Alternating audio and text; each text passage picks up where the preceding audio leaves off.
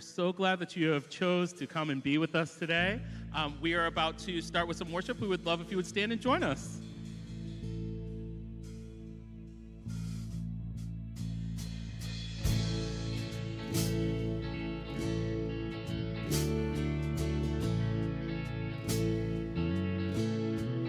I searched the world, but it couldn't fill me. Man's empty praise and treasures that fade are never enough. Then you came along and put me back together. And every desire is now satisfied here in your love. Oh, there's nothing that's better than you, Lord. There's nothing better than you, Lord. There's nothing, nothing is better than you.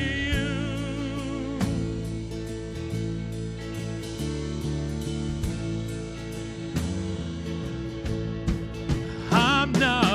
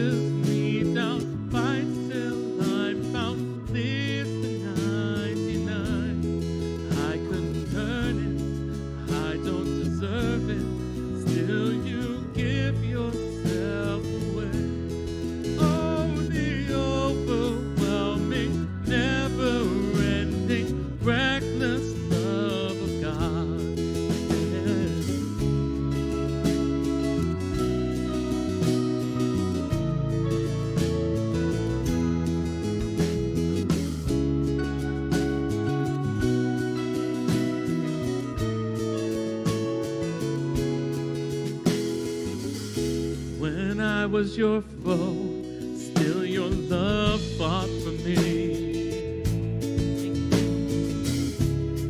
You have been so, so good to me. When I felt no worth, you paid it all for me. You have been so, so kind to me. Oh, the overwhelming, never-ending, reckless love of God. Oh, it chases me down, fights till I'm found, leaves the 99. I couldn't earn it, I don't deserve it, still you give yourself away. Oh, the overwhelming, never-ending, reckless love of God. Yeah.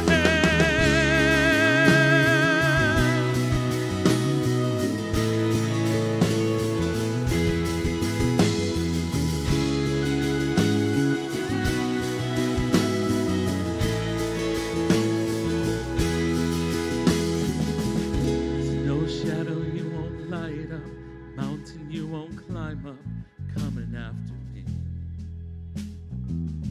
There's no wall you won't kick down, lie you won't tear down, coming after me. There's no shadow you won't light up, mountain you won't climb up, coming after me. There's no wall you won't kick down, lie you won't tear down, coming after me. No shadow you won't light up, mountain you won't climb up, coming after me. There's no wall you won't kick down, lie you won't tear down, coming after me. There's no shadow you won't light up, mountain you won't climb up, coming after me. There's no wall you won't kick down, lie you won't tear down, coming after me. Oh, the overwhelming, never-ending, reckless love of God. Oh, it chases me down, fights till I'm found, leaves the 99. I couldn't earn it, and I don't deserve it, till you give yourself away. Oh, the overwhelming, never-ending, reckless love of God.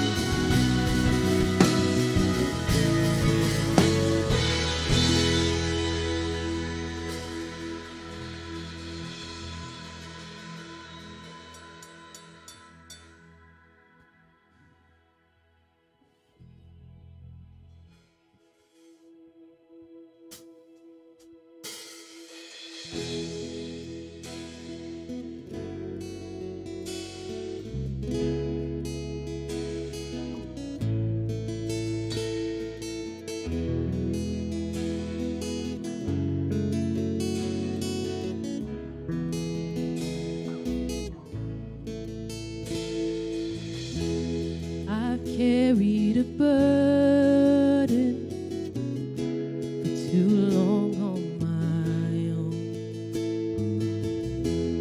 I wasn't created to bear it alone. I hear your invitation to let it all go. I see you now, laying it down. I know that I need you. I run to the Father, I fall into grace. I'm done with the hiding, no reason to wait. My heart needs a surgeon,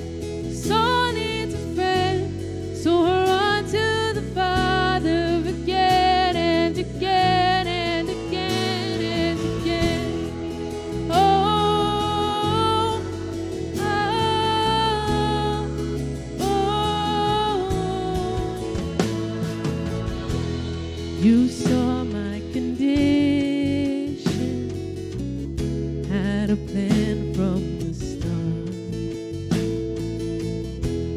Your son for redemption, the price for my heart. I don't have a contest from that kind of love. I don't understand, can't comprehend. All I know is I need you. I run to the Father, fall into grace. I'm done with the hiding, no reason to wait. My heart needs a surgeon, my soul needs a friend. So I run to the Father again and again and again and again. Oh, oh, again and again and again and again. Oh,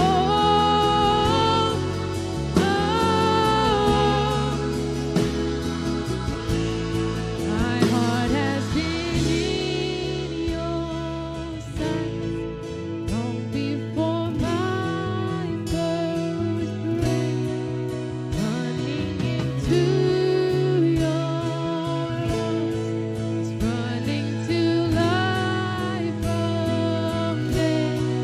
And I feel this rush deep in my chest. The thirsty is calling out. Just as I am, you pull me in. I know I need you now. Run to the Father, fall into grace. Done with the hiding, no reason to wait. My heart needs a surgeon, my soul needs a friend. So I run to the Father again and again. Run to the Father, fall into grace. Done with the hiding, no reason to wait. My heart found a surgeon, my soul found a friend. So I run to the Father again and again and again and again. Oh, again and again and again and again.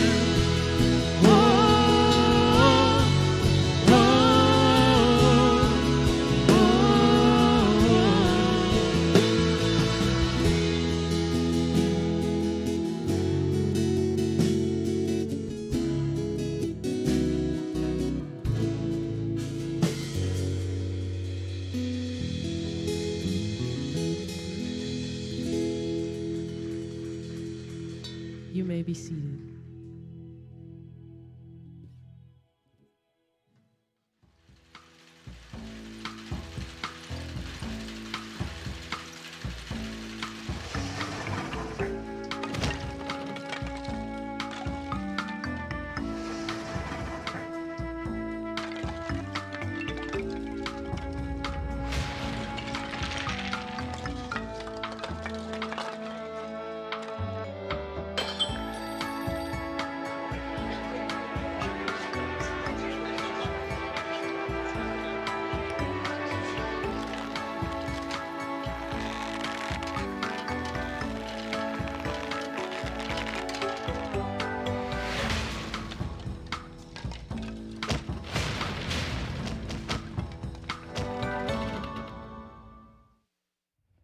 Good morning. Welcome to Encounter Church. My name is Chris Causey. I'm the lead pastor, and this week I get to continue a series that we kicked off at the beginning of this month called The Weight of Your Words. And I've been away for a little bit, present, but not on the stage, and part of it's kind of just preparing for it's kind of a season of looking forward and doing some of the work of planning and dreaming and praying, and I'm so excited about where we're headed over this next chapter as a church, but I'm really excited about the next 2 weeks of just kind of bringing some really I think, two very practical, potentially life transformational teachings to you.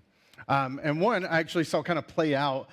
So this past week, my family traveled down south where my mom lives to spend some time, celebrate my son's birthday. And we were on the airplane, and I was sitting beside him, and we're kind of going through a moment that if you've ever flown before, you know it. It's the safety moment, right? And where almost no one is paying attention to what could be the most consequential instructions that you've ever been given in life if something hit the fan, right? And so I'm sitting there not paying attention like I normally do, true disclosure, and my son kind of tugs on me, and we're sitting like right here, and the flight attendant is right there. And she's putting on the life vest, and she's starting to talk through that portion of the safety check. And my son is like, Daddy, why is she telling me I need a life jacket? And I'm like, and it kind of starts to hit me. I was like, oh my, like I see it on his face. She's like, in case of a water landing, your life jackets are underneath. And I'm like, oh my goodness. And it's like, Daddy, we're on an airplane going into the sky. Why do we need a life jacket for the water? And I'm like, yeah, buddy, that's in case if the plane wanted to go swimming. And so I'm like on the fly trying to like walk him through, because she is playing out what will probably be 15, 20, 30 years from now, something the counselor unpacks for him as a very traumatic moment. The moment that the airplane, he realized, could crash into the ocean and we all drown if we can't reach our life jackets.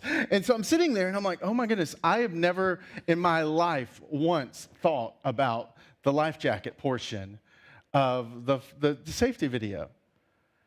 And for my son, it was all he could talk about. It was like the words that I had heard so many times before had landed completely different on him than it had on me. Because words have weight, don't they? I mean, it's something we all know. I mean, and in his kind of season as a brand new 4-year-old, so much of his life has been marked by him learning, those milestones of learning words and being able to communicate. It is like the heavy lifting of his life right now is being able to communicate. It'll soon translate into, like as he's doing right now, learning letters and learning how to read. His world is centered on words. But what's also true about him is true about you and me. That oftentimes your world and my world have been built on words. Words that were spoken to us, words that were spoken over us, at us, or about us. Words that you remember, even though you were taught, sticks and stones may break my bones, but words will never hurt me. Some of us are haunted to this day by words that we heard growing up, or that were said to us by someone significant in our lives, or words that were never said to us. I mean, as a pastor, I sit across from people who in their 30s, in their 40s, in their 50s are still chasing their father's words, I'm proud of you. His words have a weight to them. And I think I want us over the next 2 weeks to understand, not just and recognize that words carry weight. We've all lived and experienced it, but to actually understand how we can leverage it. Because chances are there's been someone incredibly influential in your life. There's been someone who's shaped your life in ways that's made you the person you are today, and the chances are is that they used words too. And it helped you become who you are today. The confidence that you have, the belief that you have in yourself, the success that you've achieved, probably became because of a coach or a teacher or a parent or a friend or a boss who said words to you. And I believe that what played out in those moments, good or bad, are actually something that we can leverage intentionally every single day in our own personal lives. That it has the power. Over the next 2 weeks, I want to give you two kind of practices, principles that have the power to transform every single relationship in your life. And it could even potentially restore some relationships in your lives too. Because words have destroyed marriages, words have launched wars, words have caused people to spiral into dark tunnels that they've never been able to escape, but words have also healed relationships. They've also been at the center of nations coming together at peace. And they've been the catalyst for people experiencing a transformation that changed generations in their family. And this is why I think God has a lot to say about what we say. In fact, when Paul, who is the most prolific writer of words in the New Testament, a man whose life is transformed because he meets Jesus, he writes a series of letters to various kind of communities or groups or followers of Jesus that become churches.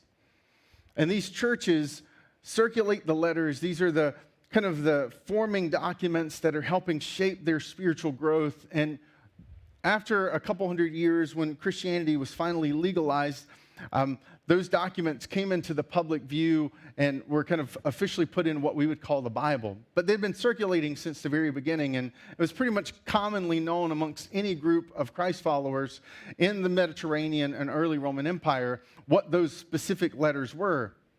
And so Paul writes one letter to the church, to a group of believers in the area around Ephesus, which was this city, this really influential, wealthy city. And he says to them the following. He says, "Do not let any unwholesome talk come out of your mouths, but only what is helpful for building up others according to their needs, that it may benefit those who listen." So Paul writes this in Ephesians chapter 4, verse 29, after he spent the first half of the book describing and defining to the group of people he's writing to what it means to be a Christian. These are all people who had not grown up in a religious context around the church. These were people who had come out of some other religion or no religion, and they're now following Jesus. And he's unpacked for them in chapter 1, 2, and 3. Here's the essential of what it means to be a Christian. Here's the essentials of what it means to be a church. And then he moves from this like very kind of broad identity-oriented statements to these imperatives, these commands. This is what it looks like. And it doesn't take him long in chapter 4 to get to the part where he starts to talk about what we say. And he comes out of the gate pretty strong. He says, "Do not let any unwholesome talk come out of your mouths." He's commanding it. This isn't an opinion. This isn't an area where you and I have flex. This is something that we are commanded as Christians, if you're a follower of Christ, to do. Which, when looked at the entire Bible as a whole, shouldn't be that surprising that God seems to have a lot to say about what we say. Because when he commands it, he's essentially saying that as Christians, as followers of Christ, we don't get a say in what we say. He's really, really, really invested in how we use our words if we're followers of Christ. Now, what he's about to say and what we're about to get into is helpful and applicable to anyone, regardless of their religious beliefs. But if you are someone who is a Christian, who follows Jesus' teachings, our beliefs and our behaviors, we don't have a say in what we say. He makes it really explicit And the Bible reflects why he's so invested, right? One of the opening words of the Bible, the very beginning of Genesis, is the word, and God said. The very first action where the camera zooms in on him, and the intimacy and the intricacies of creation is God speaking. And Jesus, when he comes, he's referred to as the living word. God has a lot to say about what we say. And we don't get a say. And so, this week, I was bit by a fire ant. And I don't know about you, but I kind of can fall into some deep rabbit trails on like YouTube and the internet, right? Where you start to search something, and by the end, you are like 5 or 6 layers deep. And I mean, you're reading source material, and I mean, it's crazy, right? And so I get bit by a fire ant, and instead of doing what normal people do, which is to say, ouch, I get curious. I'm like, man, that really hurts. And then I wonder why I got bit. And then I noticed something's playing out. So I told you I'd flown down with our kids to see my mom. And it was my son's birthday, and so my mom had rented an inflatable for his birthday party and for us to kind of have fun. And it was one of those inflatables that was a bounce house with a slide with a water hose attached. And so we'd been running this thing for like 2 days. And so and where she lives in America, they'd already gotten a ton of rain because they live in the southeast. And so the house, like the land all around the bouncy house, was starting to kind of like just become this slushy, mushy mess. And so I was walking out to it, and I stepped in to the ground, and then my foot was covered with what I thought was like kind of this brown sand. And then I noticed the brown sand was moving. And so I started like slapping my foot, and anyone watching it would have been laughing. Because I mean, I was prancing around like some baby giraffe who had just been born trying to figure out how to use his legs. And I'm slapping because they're all over it. And I kind of sit back down, and I'm like, that was so crazy. And, and then we start talking about, well, why are they on the ground covering it? And then I get into this thing. Okay. So in the aftermath of floods, severe floods in the southeast, one of the kind of the crazy things that don't get talked about a lot is this.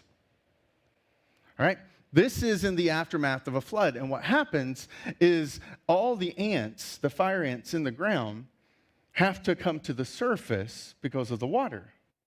Well, then they start grabbing a hold of each other. So what you see, all of this is not mud. These are mounds of fire ants. Massive, massive mounds of fire ants. Because when the floodwaters hit, they link their feet together around the queen and the babies, and they form a floating mass of fire ants, tens of thousands deep. And then they begin to rotate so that no fire ant is underneath the water long enough to drown. Like, this is what it looks like zoomed in really close. And so this is where I'm at as my foot is crying out in pain. And then I realize what's insane about all of this is that fire ants aren't native to North America. In fact, they're not supposed to be here. They got in, and in the course of about 50 to 60 years, they spread through the entire southern portion of the U.S., from Texas all the way over to Virginia. Which is these little tiny legs, because nothing was able to stop them. They're what's called an invasive species. They're not supposed to be there, but they get in, and because of some of the nasty nature of what they have and the fact that nothing can stop them, they just keep spreading. And while I'm sitting there, my foot throbbing, reading about invasive species, not even thinking about this message, it hits me. Oh my goodness, this is exactly why God was so intentional about what we say. It's because he created words to have power. He created words to create and to shape and to form and to make a difference. But because we live in a broken, fallen world, he recognized that one of the consequences of that was this invasive species of words called unwholesome talk. That what crept into our vocabulary was a whole different type of species of words, words that were never meant to get in, words that get in and start to spread and spill over into relationships that shape our lives. And so what's fascinating, to use this as a pointer, because it's way over there, he says, do not let any unwholesome talk come out of your mouth. He commands it, no unwholesome talk. And what's fascinating about the word unwholesome is he uses a word that when applied to this fish, actually means this.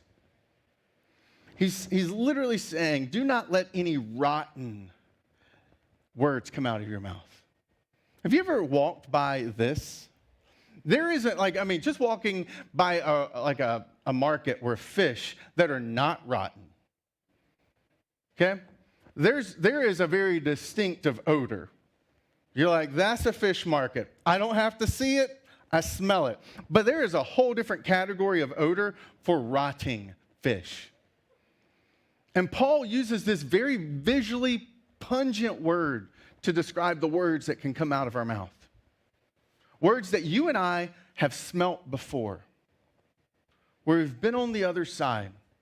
And whether it was our toddler who learned to weaponize words, or whether it's our spouse who knows exactly what to say to hurt us, or our teenager who just seems to have loaded up a ton of these in the middle of the night one night.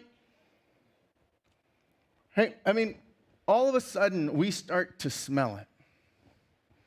But we're not just ones who smell it, we're also the ones who deal it and throw it out at people. And Paul's saying, look, be careful about what you let come out of your mouth.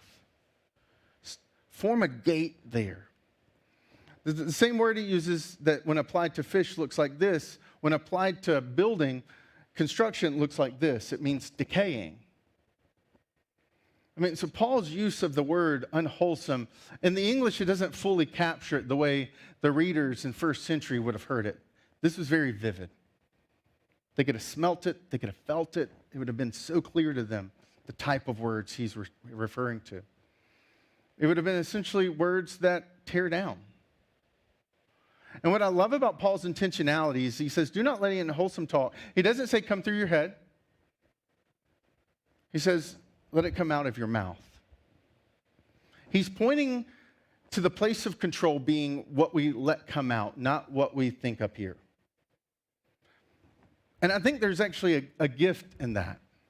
Because if we had to control this gate in the middle of a frustrating argument, that would feel impossible. When someone, I don't know about you, but I'm one of those people, if somebody says something to me, I instantly in my head, I know what I could say back. I'd be like, burn. And it's like my brain can just generate it. And some of you are really good at arguing. Some of you are, you just want somebody to say, you think about things to say before people say it. And he said, no, I want you to focus your effort and your attention on what you let come out of here. Not necessarily what's coming out of here, although there is a whole separate passage for dealing with what's going on up here. And I appreciate the practicality. Sometimes, right, I learned this growing up, just don't say anything.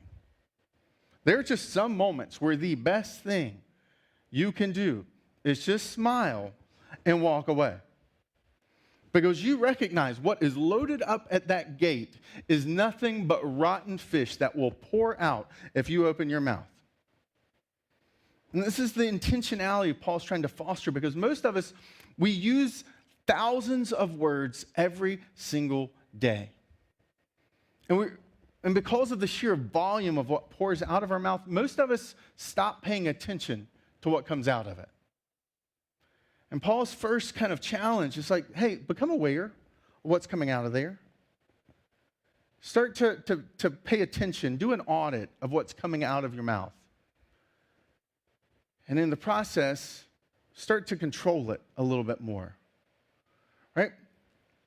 I mean, because for most of us, our controlling gate is what they need to hear is what I need to say. Right?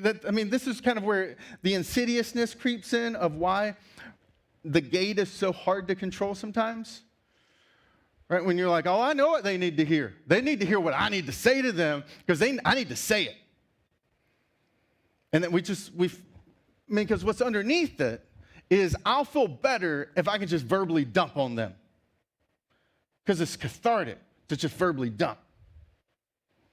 That's why one of the things I love about history is the nuances of bumping up against people. And one of the things about Abraham Lincoln that made him, I think, a phenomenal president in one of the most tumultuous, divisive times in American history was his tendency to write letters to his enemies and political opponents and never send them. He would draft letters. Eisenhower did the same thing. It was the art of the angry letter, where you could just pen words to say, you, sorry, sack, it's just, and not hitting send. He would write the letter, he'd fold it up, and he'd throw it away. And because he recognized that I need to say it. That's what they need to hear. And really, oftentimes, all that really is about us getting something off of our chest, not what's going to be relationally best. And so we need to be cognizant, he says, of let's make sure we're watching for the words that break them down. And in doing so, when we find them, not let them out. And that's his first point. He leads out of the gate with, hey, there's this invasive species that have crept into our vocabulary, and they're called unwholesome, rotting, decaying, empty words. And you and I need to become aware that they're there and start to gauge and audit and kind of check every word coming out of our mouth, because the words that break them down just never need to come out. The relational pain that you and I can save our lives. The relational pain, think about it. If someone, I'm haunted by certain phrases I heard growing up. I mean, as a 40-plus-year-old man, I still think about things I heard when I was a teenager that was said to me. If those words had never been said to me, I wonder what would it have done to my life if I hadn't let them in, or if I'd never heard them. Because they do. They get in and they start to rot and they start to decay and they start to break you down. And I think just this alone has the power to change your life. If you just stop saying things that would break people down, you would probably at least avoid the damage that could be done. But because God has a lot to say about what we say, and because if we're Christ followers, we don't even get a say in what we say. He moves on and he says, here's what the weight of your words are meant to look like. He says, what should come out is only what is helpful. Instead of harmful, unwholesome words, he says, no, what should be coming out of our mouth is helpful words, life-giving words. That's what. And what I appreciate about Paul is he doesn't just leave the definition up to us. In the same way that he unpacked with these vivid imageries and smells and kind of with the word choice, he goes on to unpack what it means to be helpful. That helpful means it's something that builds up others according to their needs. That helpful words are going to be words that build up, not tear down. They're going to be words that bring life, not decay. And the gauge for that, how do we determine if it's going to build them up or tear them down? Is them, their needs, who they are in their moment. That is actually our test for whether or not we let words come out. Because sometimes, because what he's saying isn't that Christians should only be people who speak like positive words. Like Christians are not your like workout or your like soul cycle kind of like person who's like, you got this, you can do this, bring that beast out. I see that beast. Like, it's not hype. That's not what helpful looks like. That when he's saying what's helpful for building up others, he's just not talking about like pump them up kind of words. He's saying words that are going to actually lead to them being better. Which means sometimes that's hard words. Like, look, my wife's not here today, but she would tell you, I mean, when we were dating, and there was a ton of immaturity in me. Man, one of the most helpful conversations I ever had with that incredible woman that I get the privilege of calling my wife was vividly, and I still remember it, was sitting outside of a coffee shop right before we got engaged. And her looking at me and saying, Chris Causey, I love you. Honestly, I think that you're a man that I could spend the rest of my life with. But I need to tell you that if we ever are going to get to that place, that you need to man up and you need to start growing up, because I don't want to marry a boy. I want to marry the man I believe you are. I mean, it was like pain in a way that, is like, oh. Because here's this girl that I love, and she's saying to me, you want to get with this? You want to make this last? Grow up, scrub. Like, man up. Like, I need someone who's going to be mature. And you know what I did after that? I manned up. Because she made it so clear to me what her expectations were that I went home and I was like, holy moly, I don't even know what to do with that conversation. But I know that I want to spend the rest of my life with that woman. And if this is what that looks like to get there, then I'll do it. It was some of the hardest words that have ever been spoken to me. And I'm so grateful for her that she does this. Just a couple weeks ago, she was like, hey, I noticed you made the statement to Ella. I don't think you realized it. But that's gonna damage your relationship. She's not gonna. I watched her shut down a part of her life because she's not sure she wants to share that with you, because she's not sure how you're gonna respond. And I was sitting on the couch and I was like, holy dang, I don't want to lose my daughter. I don't want to lose the influence I have with my daughter. The very next day, I was like, Ella, you want to go to breakfast? Actually, you want to go on a lunch date with Daddy? And I took her to lunch and I was like, sweetie, I'm sorry. And I addressed the issue with her. Because all I could think about going to bed that night was how my daughter had closed down an area of her life to me because of something I'd said, and I didn't even realize when I said it what it did to her. I'm so grateful that she said those hard words to me sitting on the couch.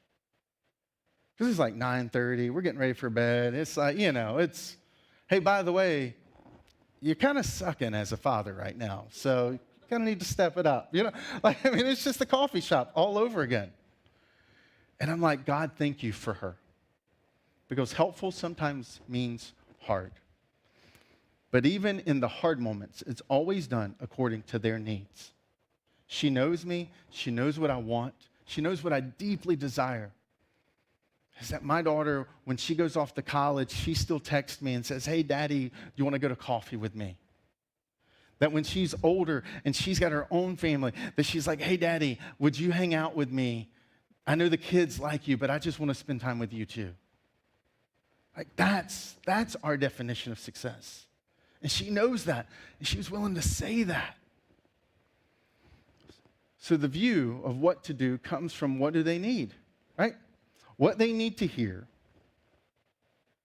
is what I need to say. That what they need, that's actually what governs what I say. And that's a whole different paradigm in how we talk. And you may be thinking, holy moly, I'm going to talk a whole lot less now. Yes, you probably will. That means our arguments are going to get really short. Yes, they will. That one of the best things is when you learn how to own it, and you're not perfect. It's the reason my wife can sit on the other side of the couch and tell me, hey, you're not winning in this area of your life with your daughter, and that I don't get offended is because I recognize I don't have it all figured out. And that's what it means to be a Christian, is I know I'm not perfect, but I know the one who is. And his grace and his mercy, his cross and his resurrection, they cover me. And it allows me to lean in. I'm telling you, this changes everything when you get this as your gauge for what to say, what they need to hear.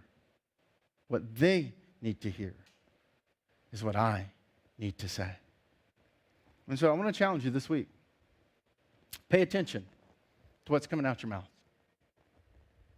For some of you, you've never really thought about that. And I just want to challenge you. Pay attention to what's coming out of your mouth. What are the words that you're saying? What are the empty words that you're spraying? Next week, I'm going to come around and I'm going to wrap up this series with, I think, one of the most helpful, powerful kind of principles for me personally that was unlocked in communicating and that I don't have time to unpack today, that'll build on it. So that's why this week, I just want you to start paying attention. And next week, I'm going to give you another layer of your words that I think could be the thing that transforms your marriage, could be the thing that transforms your parenting, could be the thing that transforms your workplace. But it starts with us paying attention. And for some of you who are already kind of cognizant, then just to add this layer of test, is my words building them up or breaking them down? Is my words building them up, or is the words coming out of my mouth breaking them down? I had to kind of like say build them up or break them down, and everything in me was like Rick-rolling myself. It's like, I'm never going to build you up, never going to let you down, never going to turn around, desert you. Okay, I got that out. So like, I kept changing this because I did not want that song to break into my head at this moment, and I failed. But is it going to build them up? Is it going to tear them down? No, break them down. All right? Because this life can come out of our mouths, or rotten, dead, decaying, smelly is going to come out of our mouth. And this is where I appreciate Paul at the end. He says, those who listen. After finally unpacking all of that for us, he says, oh, now let me give you the one thing that oftentimes is the first thing that we come out the gate with our conversation.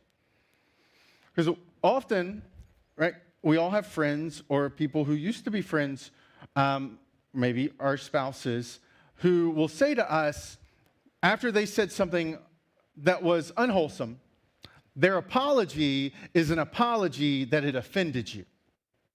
You ever met those people who are like, I'm sorry that offended you? Or when they defend themselves on what they said, where they're like, well, they need to toughen up. Like it's like a deflection. And I'm like, if you're apologizing, oh, I'm sorry that it made you feel that way, I'm sorry that it offended you, that's not really an apology. That's you saying to them, well, you're the problem, not what I said. Your emotions are the problem, not what I said. It's a deflection. It's not an acknowledgement of like, hey, did I fully understand you and your needs and what needed to be said? And so only after Paul being very clear about helpful for building others up according to a need, that does he finally get to this place about those who listen. And where he's essentially saying, look, we're not responsible for the outcome of our words. Because all of us have been on the other side of saying really helpful words that weren't that helpful. And that's why he's like, that it may benefit those who listen. But the reality is that sometimes, and in fact, every time, we're not responsible for the outcome. But Paul makes it very clear before he ever gets to this point that we are responsible for the words that come out. And if ultimately we've done the diligence and being helpful, thinking about them and what they need, then ultimately we can take peace, knowing that the words that come out of our mouth are words that we're going to be okay standing before God, knowing we said. But ultimately, in every conversation, it takes more than one person.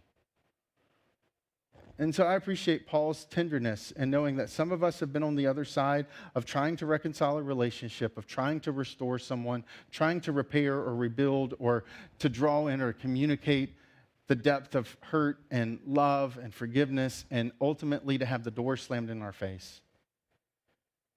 That's a whole different level of pain and hurt. And he's saying, hey, you're not responsible for the outcome.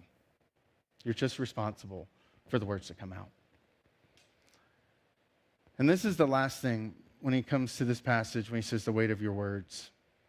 The truest weight of our words, he hints at when he says that it may benefit those who listen. The English language is a great language. It's also sometimes not very helpful. And for anyone who speaks English as a second language, you know English is also not easy to learn. It's so nuanced and weird. In fact, some of you may have noticed earlier that what I need to say is what they need to hear, or what they need to hear is what I need to say. I used that same passage 2 times, that same slide twice, and it meant 2 different things. One was negative and one was positive, and it said the exact same thing. That what they need to hear is what I need to say. Because English is that jacked up, right? You can just simply, and it's all on the emphasis. Well, you know what they need to hear is what I need to say to them. Versus what they need to hear is what you need to say. Same sentence, 2 different meanings. I am sorry for anyone who's had to learn English as a second language. I didn't do it, but I want to acknowledge the damage done, okay? But this is one of those areas where English just doesn't live up to the weight of the word he chooses. His last word chosen is meant to be the picture that I want to end with to launch us into next week. It's not the word benefit. That's not the word he chooses. The actual word in the language of his day that he chooses is the same word where we get the word grace. I mean, this is a heavy thing. He's like, that it may be grace. That it may grace those who listen. That his last reminder, which fits with the very first part of how he leads the conversation, is that when people interact with us, for those who follow Jesus, when he says we don't get a say in what we say, it is because what people on the other side of the conversation should hear is Jesus. That someone should walk away from our conversations long before they ever put his name on it and feel a little bit of deja vu when they finally do. To say, you know, I've felt this before. I've bumped up against this before. And imagine how transformative. Like, we downplay this. We don't realize how choosing helpful, intentional, life-giving words can make a difference. But they can. I was reminded of this a few years ago. And I do this professionally, and I forget it. But I was taking a comedy class. I was doing a stand-up comedy class. I didn't tell anybody because at the end of it, I was going to have to be in a comedy show, and I didn't want anyone I knew to know I was going to stand up on a stage and do a stand-up routine. It was good. Like, my wife was the only person on planet Earth who, I was trying to keep that tight. And I'd worked up my, comic bit, and I had kind of did my little 5-minute thing, and I was ready. And every week we worked on it for like 13 weeks. It was crazy. And we had to give feedback to every single person after they'd do their thing. And what was fascinating is I kind of forgot, not forgot I was a Christian, but I forgot about the power of these words, because oftentimes what you'll find, especially in the people that were doing this comedian kind of stand-up comedy class, was I'm pretty sure this was a whole lot cheaper than therapy, and this was what they were trying to use it for. So everybody's comedy routines were like their deep, deep, deep pains and hurts, but in really like raunchy, raunchy ways. And so nobody knows I'm a pastor. And they're like doing their bit, and then we all, like every single person has to give feedback. And there are things I can't say. Like I will die and never be able to repeat some of the things I heard in that room, because I'm like, my brain, like if I could scrub it with a brush, I would. Like go full Ace Ventura in the shower. To get it out, I would. Like it was horrible. And I would have to compliment or challenge that. And so, the most brain power I used every single week for like 12 weeks was not in speaking, but was that moment after some of their stand-up routines. And I'll never forget the last week we were doing it. I'd just given feedback to someone, and a girl in the class leaned up and she said, "Hold up, I'm tired of this. Who are you?" I'm like, "What? I'm Chris. Remember, I got the stand-up routine about being husky? You know, not like but like the chubby, short legs, big waist, right? Like that kind of husky. That was because my bit was about growing up being husky and how that was the worst branding ever. And it's just like who thought that up? Like, let's forever stamp on these kids' traumaticness the word husky. Anyways, and so I was like, that's who I am? And they're like, no. For the last 12 weeks, I have listened to you give comments back to every single person in this class. And I don't understand who you are, but whatever you're doing, it's just weird. And I'm like, I'm so sorry. She's like, no, in a good way. I leave this class every single week inspired and encouraged. It's like your words have been life. And other people are like, yeah, that's it. They've been talking about the way I'd been talking to them. I just called it Tuesday, but they called it life. And I am telling you that there is a whole different version of your marriage on the other side of you committing to being this kind of person who, when you open your mouth, what comes out is grace. There's a whole other side to your parenting, to your workspace, when you commit to what is only going to come out of your mouth is going to be helpful for building up others according to their needs. And that you and I can't even predict it, but I know you will be surprised by it. But it begins with you and I recognizing that there is a weight to our words. And us deciding that we're going to begin to take responsibility about what we say, how we say it, to who we say it. Let's pray. Jesus, thank you that you are a gracious and good and loving Father, that your good words over us transform us, that even in this passage, your good words to us have the powers to transform our relationships. God, thank you that Jesus, in being the living word, demonstrated through his life teachings, his crucifixion on the cross, and his resurrection, that he was a living embodiment of what you mean when you say grace. And I pray over all of us who follow you, over all of us who walk after and walk in your way, Jesus, that people would have something to say about what we say to them. That they would start to see you, the living word, in the words that are coming out of our lives. And it's in your name, Jesus, I pray. Amen. Hey, I want to thank you for being here today, and we're going to wrap up with just a song that's a declaration, because ultimately the source of the power of words is Him, and His goodness, and His grace, the words that He desires to speak over every single one of us. For those who don't follow Him, the words, I love you, I made you, turn to me, that I'm ready to give you grace and forgiveness, to break the chains of shame and guilt in your life, and to speak new over you. For those who follow Him, that have the words spoken, I love you, that I've made you, that I've formed you, that you are new, that you are blameless and pure, that you're no longer a slave to sin.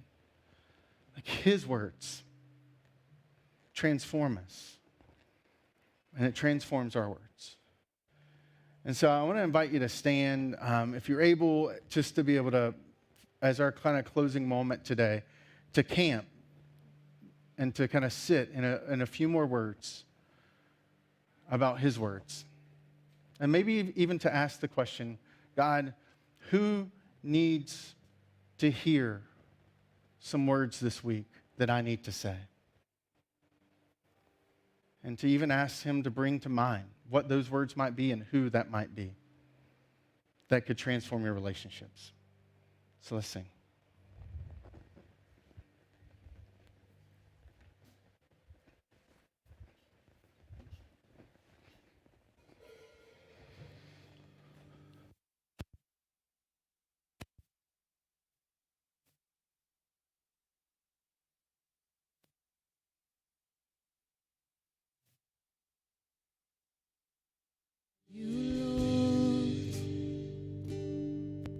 Oh, your mercy never fails me.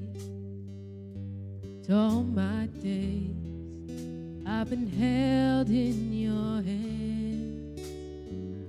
From the moment that I wake up till I lay my head, I will sing of the goodness of God. All my life you have been faithful.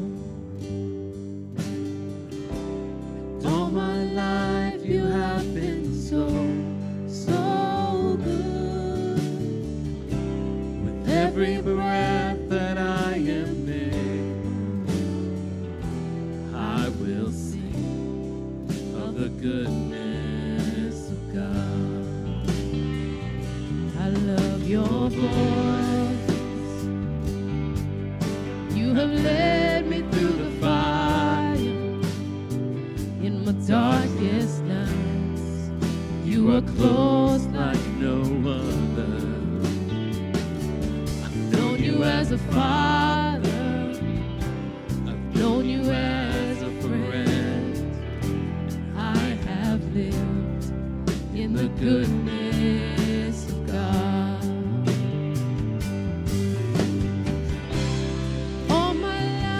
You have been faithful. All my life you have been so, so good. Every breath that I am able, I will sing of the goodness of God. Your goodness is it's running after me. Your goodness is running after, it's running after me. With my life laid down, I surrender now. I give you everything. Your goodness is running after, it's running after me. Your goodness is running after, it's running after me. Your goodness is running after,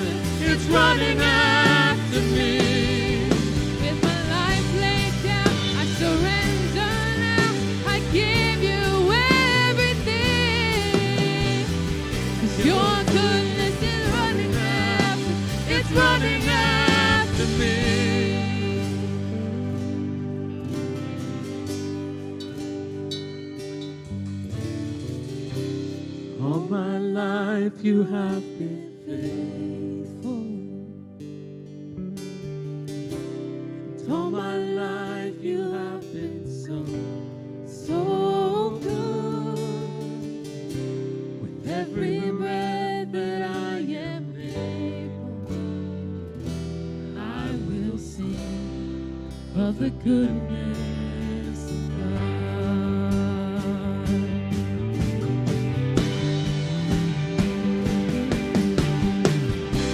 'Cause all my life you have been faithful. 'Cause all my life you have been so, so good. With every breath that I am able, oh, I will sing of the goodness of God. Oh, I will sing of the goodness of God.